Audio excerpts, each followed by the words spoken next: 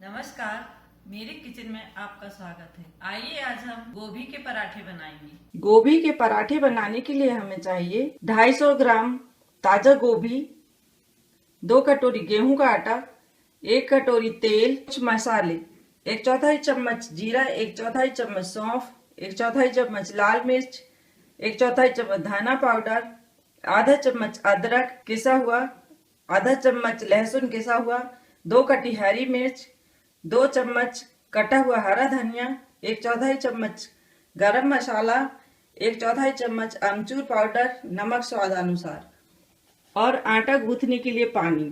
हमने गोभी को अच्छी तरह से साफ करके धो लिया है। अब हम इसको किसनी से किस लेते हैं। इस तरह से हमने फूल गोभी को बारीक किस लिया है। सबसे पहले गेहूं का आटा डालेंगे और अब हम इसमें सारे मसाले डाल देंगे। इस तरह से हमने आटे में सारे मसाले डालकर रखे हैं। अब इसमें सारे मसाले मिल गए हैं। अब हम इसमें गोभी डालेंगे। डालने के बाद अब हम इससे आटा लगाएंगे। आपको पसंद हो तो आप गोभी के पराठे में अजवाइन भी डाल सकते हैं। इस तरह से गोभी और आटा अच्छी तरह से मिक्स कर लें और थोड़ा थोड़ा पानी डालते हुए आटा लगाएं। ध्यान रखिए कि पानी इकट्ठा ना डालें।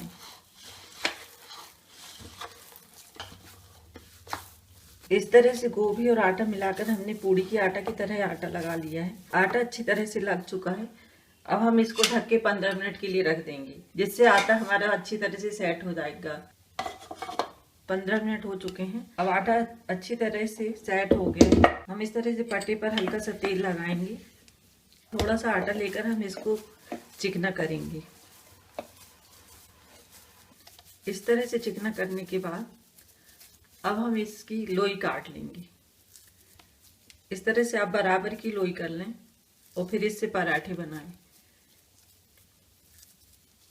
लोई काटकर हम इस तरह से रख लेंगे। अब हम इनको चिकना करके फिर पराठे बनाएंगे।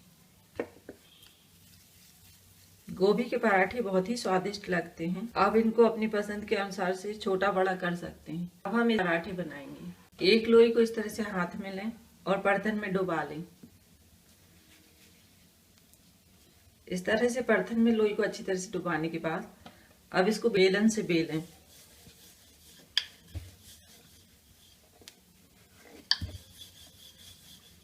इस तरह से हल्के हाथों से पराठा बेलें। ध्यान रखें कि गोभी का पराठा बहुत पतला ना बेलें। इस तरह से हमारा पराठा बेल गया है। अब हम इसको सेकेंगे। तवा गरम हो चुका है।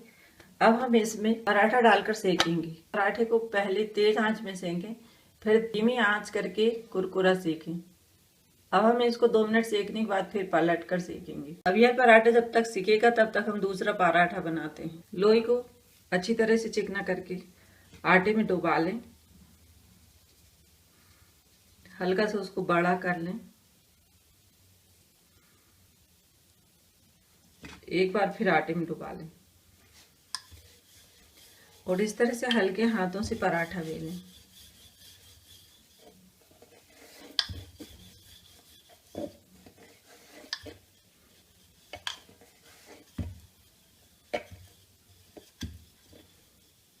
अब पराठा अच्छी तरह से बेल गया है। हम इसी तरह से सारे पराठे बेलेंगे। अब पराठा हल्का सा सिक चुका है। अब हम इसको पलट देते हैं। इस तरह से पलटने के बाद अब हम पराठे में चम्मच से तेल डालकर पूरे पराठे में फैलाएंगे